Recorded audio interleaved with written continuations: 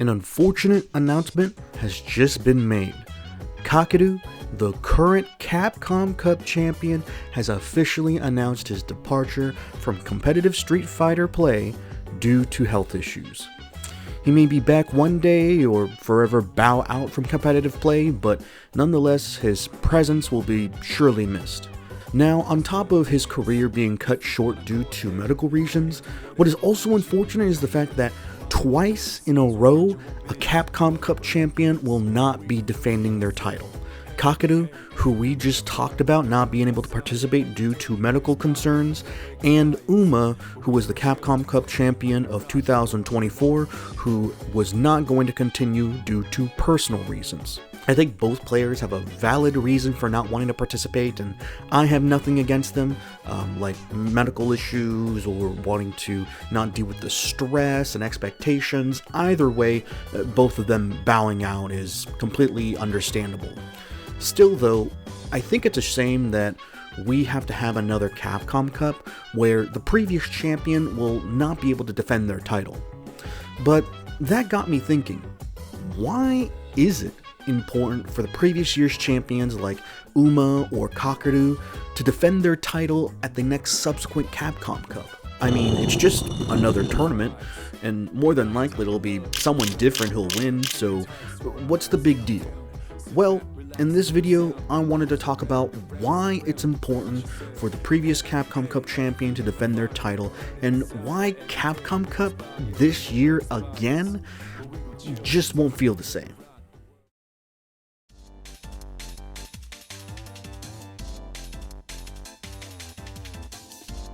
So before we address why the role of a champion is so important, we first gotta emphasize why specifically being a champion of tournaments like Capcom Cup, TWT Finals, or EWC have more importance compared to some of the other major tournaments.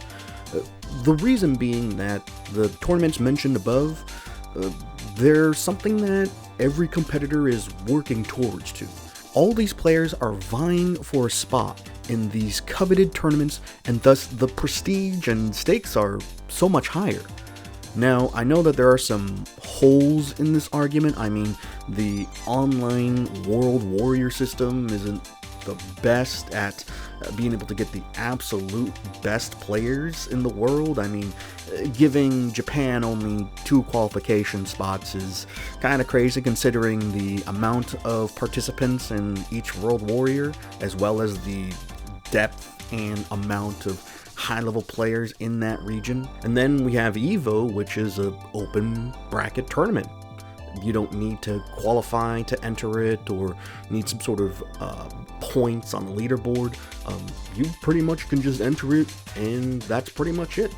And still, EVO is one of the most prestigious tournaments in the entire fighting game world. Still though, despite those sort of caveats, it is still sort of a defining difference in importance between Capcom Cup, TWT Finals, and EWC versus most of the other tournaments. Now, I'm not saying that other major tournaments like CEO, Combo Breaker, or UFA are less important because of that fact, but there is just a sort of higher emphasis on the sort of end-of-season tournaments that require so much more for you to be able to participate in them in the first place. Also, money. I mean, when have you ever seen somebody not want to win Capcom Cup or EWC or TWT Finals because the money it's a lot. Damn! But yeah, these end-of-season tournaments are something that every competitor works towards to, and thus culminates in having a very high importance throughout the competitive season. And because of their importance, there is more significance to who the undisputed victor is of Capcom Cup, TWT Finals, or EWC.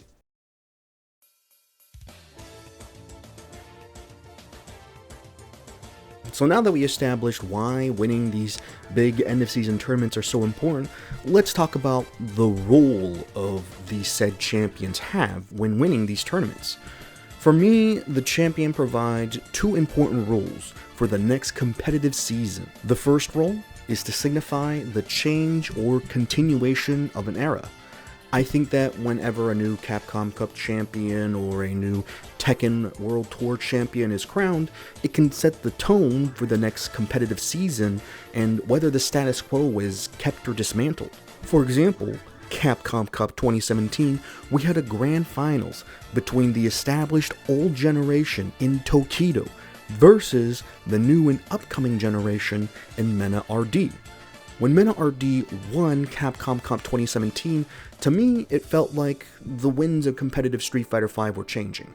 The established players of old like Tokido, Daigo, Snake Eyes, or Itabashi now have to make way for the new generation of players like Mena, Ending Walker, Kawano, and Punk. And so now, when we look at Uma and Kakeru's wins for Capcom Cup, it also, similar to Mena, signifies that the tides have changed. That there is going to be a newer generation, a generation of Street Fighter VI players who are essentially going to be vying for the spot and taking down pre-established generations. And it's kind of a shame that because their careers being cut short, we may not be able to see that from them. Who knows what could have happened if Uma and Kakeru were still here with us, being able to compete in the next 2, 3, 4, 5, however many years that Street Fighter VI's competitive lifespan will occur. But we may never know. And to be frank, I think they still prove the point, despite their absence. I mean, we have Lashar and Blaz, two of the most strongest Street Fighter VI players, and both of them represent the newest generation of Street Fighter competitive players.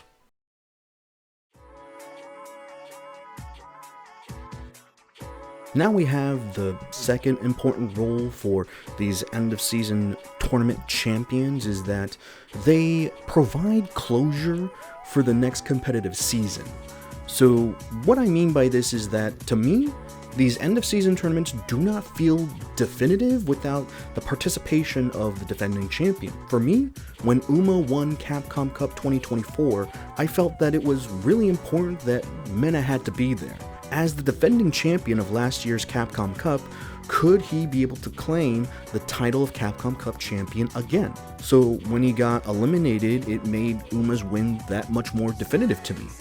The previous champion was not able to win, and thus, symbolically, is passing the torch to the next champion, Uma. Now, I'm not saying that Kakeru's win is any less legitimate for Capcom Cup 2025 because Uma wasn't there. He still deserved to win that and was the best competitor out of all of the 48 competitors at that tournament. Still, though, it felt like Kakeru was claiming a vacant throne, rather than somebody passing down the reins to him. Like, sometimes I wonder to myself, if Uma was at Capcom Cup 2025, would he be able to somehow win it all again?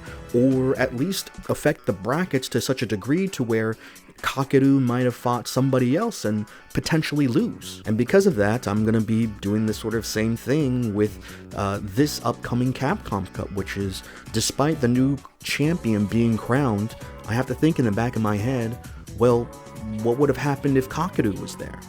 Would he be able to take it all again? Or at least affect the bracket enough to where maybe that champion would never have been crowned in the first place? But, like at the beginning, I totally understand as to why both of these players do not want to continue with competitive play. Again, both of them having very valid reasons for doing so, and I still wish both of them the best for the future. Still though, some parts of me really do wish that Uma would have been back in 2025 Capcom Cup, or Kakeru would have been able to participate in this upcoming one, so that if they were to be able to defend their championship, or be able to officially pass down the reins to the next crowned Capcom Cup champion. But despite those issues that I have, I'm still pretty optimistic, and I wish the best for whoever becomes the next Capcom Cup champion for this upcoming Capcom Cup, and hopefully, this time around, that new champion will be able to stick around and be able to defend their title, or be able to officially pass down the reins to the next Capcom Cup champion who usurps them. But those are just my quick thoughts. What do you guys think? Do you guys think that it's important for somebody who won Capcom Cup, TWT, or EWC to be able to defend their championship title? Tell me in the comments below. But other than that, this was just another quick video by the Yuckster. Thank you very much for your time. Hope you enjoyed the video, and have a good rest of your day.